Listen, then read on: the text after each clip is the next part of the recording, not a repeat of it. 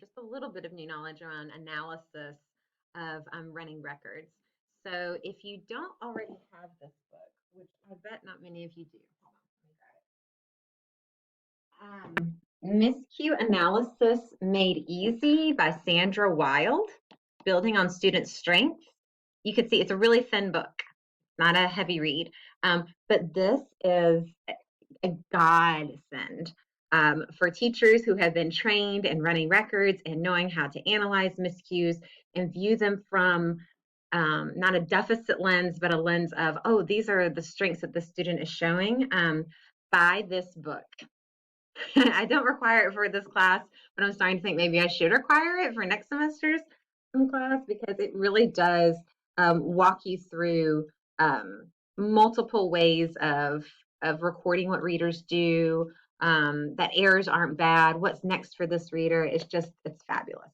So we're going to have some reading from this, but not a lot, just enough to inform you so that when you go to listen to your reader, which I'm going to ask you to do again next week, you have a little bit more behind you, a little bit of front loading of what you're going to do when you actually analyze what that student's reading. So that's this week. Half of the week focusing, not half of the week, but half of the time, focusing in on your 2-week plan, a component of it, and then the other half of the time focusing in on miscue analysis. So now that you've had practice and listening to children read, you have practice with coding, which believe me, I know a lot more practice needed. It's something that's a constant thing that you'll be working on. Now analysis. What would be the next steps for this reader if I was going to have this reader? And y'all can see my cat in the background. She's looking at my candle. All sorts of fun stuff to look at this morning. What was I saying? Got distracted by Scarlet. Anyways, miscue analysis being the other piece of this module. So with we've got, about 12 minutes, maybe 11 minutes. So I'm going to spend those 11 talking about your 2-week plan. Now, this does not mean that this component of your 2-week plan has to be done this week. That is not what I'm saying. But I am saying that I'm lightening your reading load so that you have the time, if you so choose, to work on that component of your 2-week plan. And I would encourage you to do so and to use that time wisely. So I am going to minimize me and pull up your syllabus. And let's just review real quickly that 2-week plan. And I think I actually had it on there, but I scrolled past. There it is. So candidates will develop a 2-week integrated curricular plan, which includes all the components of a reading workshop. And keeping in mind that this plan consists of 8 parts. A, the description of the classroom, which would be the physical part of the classroom. So you'll describe that physical environment that you'll use. What is that environment going to look like?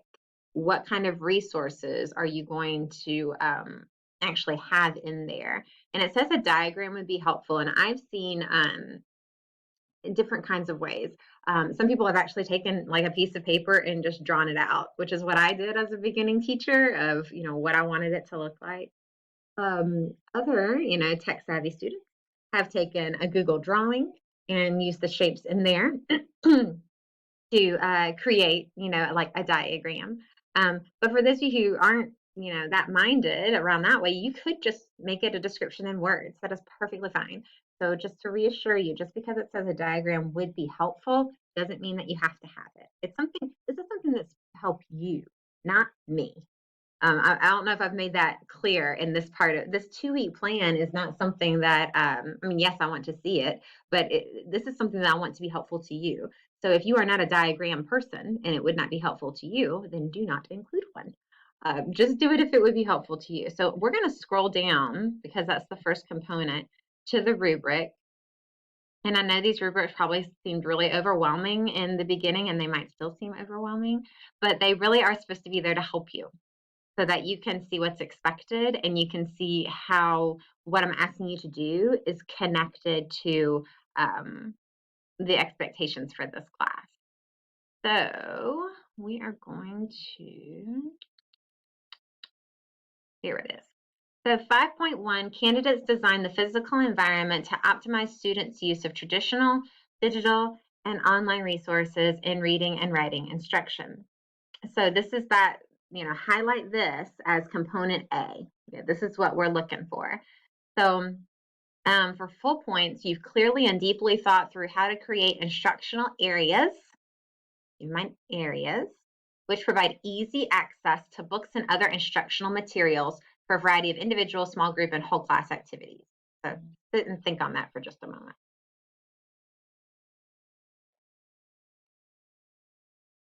Okay, so the parts of that that pull out to me are areas, instructional areas. So think about those Clemson videos. Think about the other videos that we've watched and what those classrooms looked like. Think about your clinical experience, which I'm not completely familiar with where everybody is, but if that classroom has pieces of it that are conducive to what you would want to do in your physical classroom, then add that in there. So that part. And then the easy access to books and other instructional materials, the easy access piece of it. And that can be, anything from, I've seen some word walls, for instance, if you're going to have a word wall that are, 8 feet up in the air. I've also seen some word walls where they're down about 4 feet off of the floor, so that kiddos can actually go and look closely, or even like take the word off the wall, take it back to their chair, or their table, or their writing area, and then put it back. That's easy access. Books, that books are accessible to children, which I know we think, well, of course they would be. No, there's been plenty of classrooms where the teacher has the bookshelf and she'll say, look, those are my books.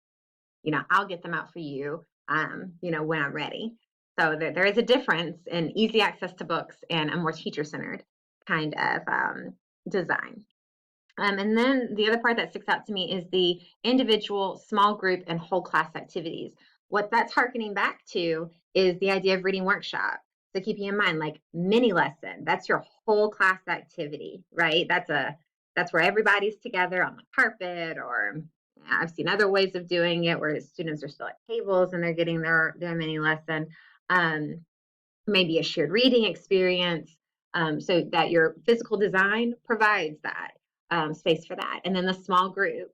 And some people do the kidney tables. Other people aren't real big on lots of tables, and they actually make a little, what am I trying to say, a portable kind of table almost for the teacher, like one of those desks that's very small. It's like a lap desk, and they put everything they need into it, and they go to the kids. They're constantly moving to the small group of children, or they're bringing a small group of children over to them in a comfortable seating area.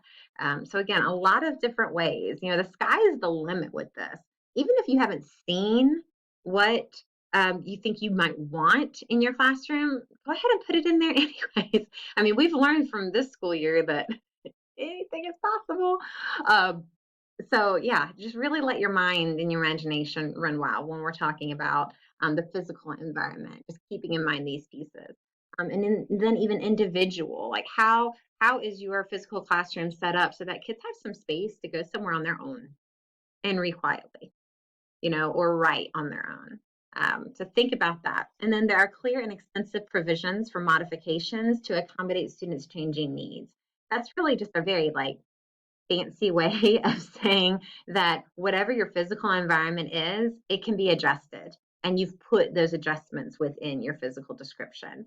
So, I mean, some people have put something like, my tables will have, wheels on the bottom of them so that I can literally move them from one space to the other as kids need. Or what's another one? I'm thinking about that whole class kind of area, that large group, keeping in mind that maybe there's several, carpet areas, so that maybe a small group could come sit on the carpet with you here, but another small group could sit on the carpet with you here. So just making sure that you put in there some clear ways that that your physical environment can be modified, that it's not just going to stay the same all year long, no matter what kids' needs are. And then, of course, this is a typical rubric. So the middle column is like you somewhat address those needs, and there's some provisions or modifications. And then I'm not even worried about the last column because I know none of you are going to do this. Or of course you're not going to be the person who has not addressed the need and there are no provisions for modification. So just really keeping in mind this part right here, thinking about the areas of your classroom and what it can look like. I was going to say that I know that the part that says, if I scroll back up to the part where it says traditional print, digital, and online resources, some people have really taken that before and been like, oh, Dr. Cato wants a lot of technology. I really don't. Um, I'm fine with you just saying, well, there's, access to, I don't know, an iPad cart, where if kids wanted to log on to Epic and read some online books, they could, or whatever you include. Just don't notice that I didn't really focus in on the digital and online resources and reading and writing instruction. So you don't need to like go into a whole lot of detail. But if you say, there are 2 classroom computers where students can get onto News ELA and read, or whatever you include in there. It doesn't need to be a huge part. What I really want to know is how it's going to look to really provide the space that you need to make a reading workshop work. And I'm hoping that what we've covered so far in class, you've understood that desks in a row with the teacher in the front of the room is not going to be conducive to a reading workshop model. And it's not going to be conducive typically for what kids are going to need in reading and writing. So that is that part. All right, so that's the part that I would really love for you to focus in on this week. If you want to send it to me and just to be like, hey, Dr. Cato, am I on the right track? Please do. I am happy to look it over. One more thing before we kind of end this part is within each component, we're focusing in on this thing as well, the research and theory base.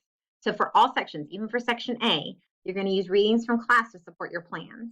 And considering even Pearson and Gallagher's gradual release of responsibility, which I know feels like it was forever ago, but that's the one where it's saying, as we increase how much support we're giving kiddos, they're not as independent. So each structure, adjusts with that.